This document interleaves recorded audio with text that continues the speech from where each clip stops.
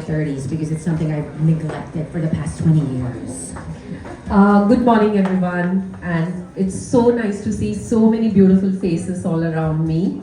It really gives me that energy to share what I have from so many years of experience. Who is 30 here? Do you really want to? I don't think we should tell anyone our age, right? But let me tell you that aging is a curse. Do you agree? Nobody can escape aging. And with aging comes a lot of complications. Something as simple as muscle loss. We are all losing lean muscle mass, especially in your early 30s. When you start losing muscles, what happens?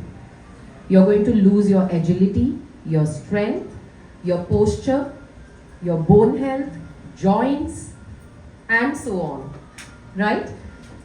When you lose lean muscles, you also lose your collagen production efficiency. That is when it starts affecting your skin, your hair, your nails.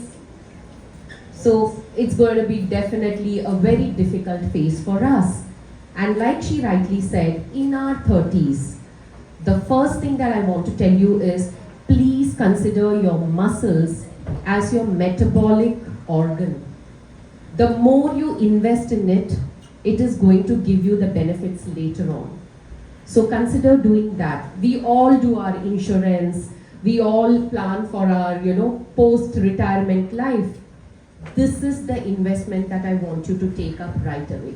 So yes, in your early 30s, we've also realized that every decade there is going to be some amount of muscle reduction that is going to take place. It's a natural thing. During your transformation from 20 to 30s, you may end up having 3 to 5% of muscle loss. 30 onwards, it goes up to 8 to 10%, double the amount. So let's be really vigilant here. My goodness. Yeah. So what happens to me now? I've neglected mine for 20 years. I thought you were 18. Oh, thank you, Mary France. Now, is it true, Dr. Preeta, that the stronger and healthier muscles, the more carbs and fat your body burns? That's a very, very interesting question. So we all are in social media. Everything that we see right away today is talking about muscles, talking about protein, right? So I'll give you an example. When you have muscles is like a sponge. It just absorbs glucose. Isn't it nice that we have our portion of desert, and because we have more muscles in the body, it just gets absorbed and utilized? We all want that magic, right? Yes. So when you build more muscles, you're going to make sure that the carb control or the carb utilization is stabilized in your body. That's the first thing. Secondly, everyone knows deep inside that muscle is related directly to your metabolism. So more the muscles, more the BMR. We all know about BMR, right? Basal metabolic rate. I want to give you a small example that you will take away from here. Let's just assume it's me who has more percentage of body fat in the body versus our beautiful host here with us today, Mariel. Yes. Yeah, Mariel, let's say we both are climbing a mountain. Okay. Okay, you are the muscular one. We are climbing a mountain, okay? Yeah, good. Sounds great, right? Okay. You're energetic. Yes. You have more muscles in your body. We go up and come down. On an average, assume that I've consumed 1,000 calories for that activity. Our dear friend, just because she has more muscles in her body, must have consumed 2,500 calories to do the same activity. Doesn't it clear us? Consume. Must assume because I assume that you have more muscles in your body. We have to check now. Okay. We have the machine here, so we check who has more muscles in their body. And you should also know that more the muscle mass, more the metabolism, more utilization of energy in your body, Where does the energy come from? It comes from the fat stores. So we have our fats that are getting utilized. We have our carbs that are getting stabilized. So if I eat an apple versus her an apple, my sugar may spike, more faster than hers because she has muscles which are going to absorb the glucose. So we are able to also control the insulin sensitivity in our body. And as a nation who is, one of the highest amount of diabetic in the world, we should be definitely very, very careful. It's very sad, but true. That's it. So that is the connection that you have to make with muscles and fat and carbs. Thank you, Dr. Frida. Well, such an eye-opener man. Oh my God. Bundok agad, diba? Pwede ba feel muna? Now, Ma, if you may share with us your personal experience with the changes in your metabolism as you turned 40 last year. Kung kita, 150 this year, girl. Now, how different would you describe your metabolism when you were in your early 20s, Yes. 30s? I was in my 20s when I was really working. Like when I was at the peak of my job. Still are. And I remember before, and I'm sure a lot of you can relate to this, when we go on a diet, when we don't eat rice for like 2 days. In your 20s, you might see your abs in 3 days, right away. You don't eat the night before, the next day, flat tummy, no problem. In my 30s, I felt like the weekly, like the daily delivered meals, the calorie counted meals, if I did that, wow, yes, I would still see like progress. Like maybe after a week, I'd see a change or something. In my 40s, without exaggeration, I drink water, I'm fat. I'm like, oh my gosh, I just drank water. How can this be? So- When I breathe, I put on Me weight. too. Me too. I breathe in air and I'm like, oh my gosh, how did this happen? And yesterday I had a dream and I asked ChatGPT what my dream was about. The dream was about I lost like a lot of hair. Like I really saw a lot of hair. And ChatGPT told me that the reason behind it is I have this change that I can't control. And I am stressing about it. I think it's the metabolic rate of my 40s. Now, let's be honest, it can be tempting to just let go when you have a super busy schedule. As a businesswoman, a mom of 2, that's right. How do you manage to fit in some me time? I think it's a conscious effort that I really put. The people here, they know that I have a schedule. And in my schedule, I really put it in. I make sure that I have at least 2 or 3 times that I go to Marie France, and that is my me time. Today I came here early, and when I saw the beds, I'm like, oh my gosh, I need to relax first. Because it has that effect on me. It's like, I really feel that when I'm here, that's really the time that is for myself. I'm not doing it for my kids, I'm not doing it for my family, for my business. It's for me. So I feel that I get to take care of my family more when I feel good. When I feel somewhat complete, when I Your feel glass is full. Yes, exactly. So I think it's really important and we don't have to feel guilty about it. I think that it's a must. Remember that, it's a must. Okay, let's talk to another super mama here. Oh my gosh, I mean, like this girl, I don't know what she has, a fountain of youth in her I know, backyard. I was looking at her, I'm like, oh my gosh, the OG it girl.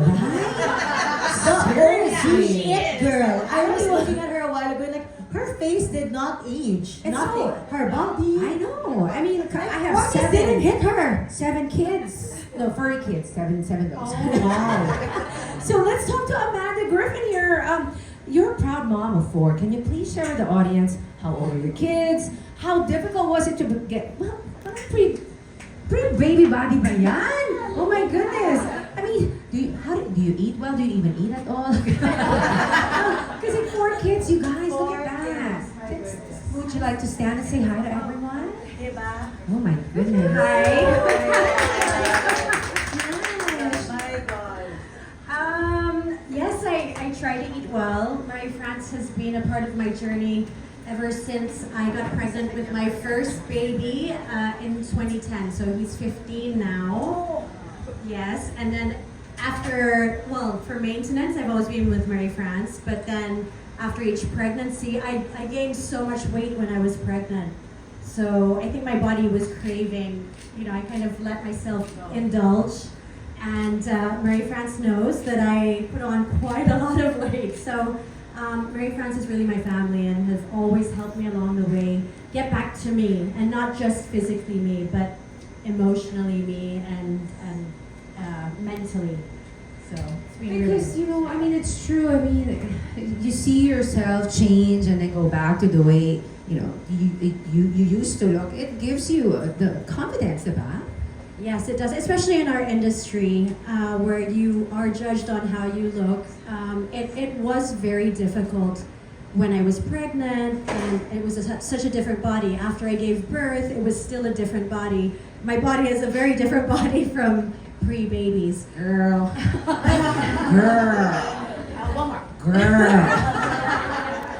But I honor it, and my problem areas I always turn to Marie France first. So Thank you, Amanda. It's so great to see you, and oh my gosh, thank you. But I remember when I got I just may share a story. I was pregnant for a week. My body changed. Some parts of it grew that I enjoyed. But then, God had other plans. But I know what you're talking about, So, yeah, Mariel, I had a dog there twice. But, I enjoyed it.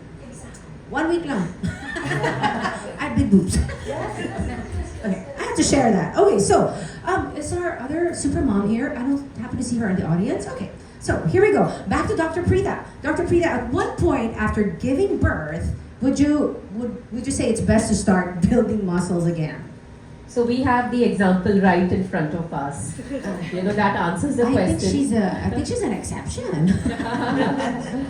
No, I think as women, we should understand this. If she can do it, we can do it as well. Yeah. That is the essence of being a woman. You derive strength from each other. And that's a big learning and an inspiration that I will also take home with me. However, coming back to the question, let's say you have had a normal delivery. First and foremost, give the importance to the gynac. Ask her when it's good to start, because each individual is different, their recovery, their inflammation, how well they have been able to cope up with the stress of delivery. All of that is important. However, just to answer it in a very generic manner, I would say around 6 weeks for a normal delivery and about 8 to 12 weeks for a C-section is good to go, because that is the time our body starts, realizing that the healing process has to take place. Till then, there's a lot of stress because of the sudden changes, and recovery starts, slowly. So healing phase is around that time, and it's extremely important for us to understand that the earlier you're able to try and heal a wound, it's going to be better for us. So start early. Post-pregnancy, it's extremely important, and we have a beautiful program with us in Wonder, which is called as the Pelvic Muscle Strengthening Treatment. So there, that the pelvic is just like, it's like a cartilage, it's like a cage, made out of almost 5 or 6 different groups of muscles. And tightening that not only helps you with your post-pregnancy, trauma of losing the muscle tone on that area, but it also gives you a very good non-invasive butt lift. Who doesn't want it? Everybody wants their butt lifted. Come on. So like we know that it's more to do with therapeutic than aesthetic. However, it is important, especially for a person who's lost herself in the whole, the whole idea of pregnancy, transforming herself from a woman to a mother. It's a big challenge. And when you take sessions with Wonder Axon, you realize that it's not only to do with therapeutic or aesthetic, it also helps you heal emotionally, mentally, that we all face as a challenge. So to give you an example, in this pelvic muscle strengthening treatment, we are using almost 150 hertz frequency, which is so apt for the muscles that have loosened up. And in this process, there's a lot of blood circulation that reaches each and every cell of your body. We are concentrating on almost 6 muscle groups. So the whole body is taken into account. And once you start realizing that each body cell is getting the oxygen that it requires, inflammation also starts going down. The mother starts feeling energetic. Sleepless nights, we all know it. Feeding the babies, dehydration, all of this is a challenge. Also mentally, there's brain fog that happens. We are losing our identity, right? See, people are relating. I myself went through 2 cycles of that. So I see a super mom. Like, yes, absolutely. I'll talk to you, Miss Joy. So it definitely makes a difference, and I think pelvic muscle strengthening is going to help the mother regain her posture. Of being, drooped because of the weight of the baby on her shoulders. I think that definitely helps. Thank you, Dr. Rita. Since I saw another super mom out here, I'm sure, we all know who Miss Joy Soto is. She's had multiple pregnancies, 5 or 6 kids? 6 kids. Wow, and she looks amazing. She looks amazing. Wow. Okay, I just want to ask her real quick, her experience with the treatment. What's it like? I mean, did you notice any changes? No, actually, I am still gonna try the treatment because, as you were saying a while ago, I could relate to a lot of things like the pelvic muscles, having 6 kids.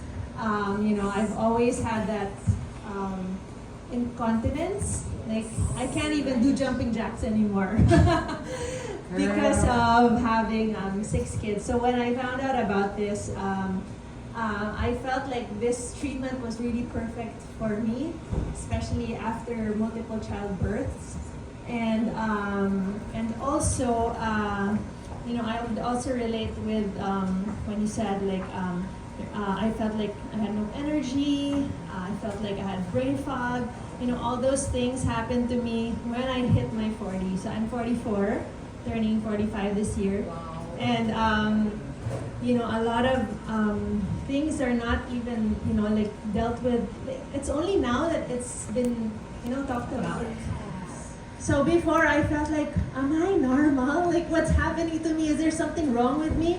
I felt like I thought I had some serious disease or something because I didn't know I was gonna go through that phase or I would feel that way at a certain age. But then, as soon as I hit my 40s, I felt the signs of aging. I felt, less energy. It's so hard to get out of bed.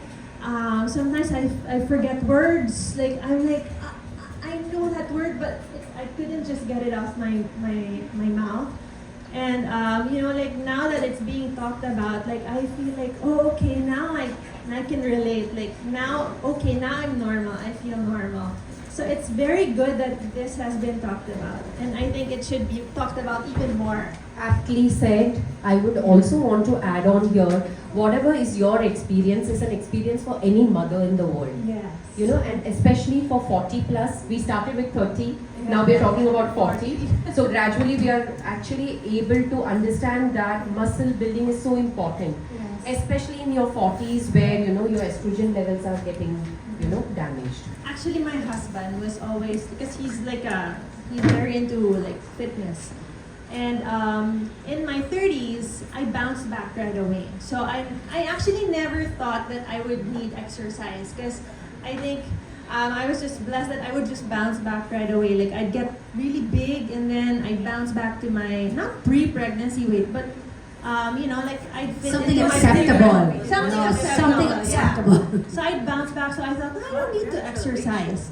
But then when I hit my 40s and I had my last baby, my 6th baby, that's when I seek the help of Marie France, because I really felt depressed. Like, I thought like, wow, how come my body's so different? I couldn't like get back to my pre-pregnancy weight. Like, I gained so much weight in my 40s and with my last baby. And I also noticed, because I never exercised my whole life, I have diastasis recti.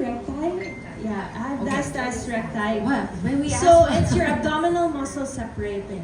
So I would hate it when people tell me, "Bundis ka na naman," and it's like, and they'd say, "Are you pregnant again?" And I never knew about it until I did my Pilates classes, and they taught me about abdominal muscle separating. Oh my god. And that's why even no That's matter how much you painful. exercise, I still look like I'm pregnant because of my abdominal separation. You know the Wonder Axon is calling I you. know!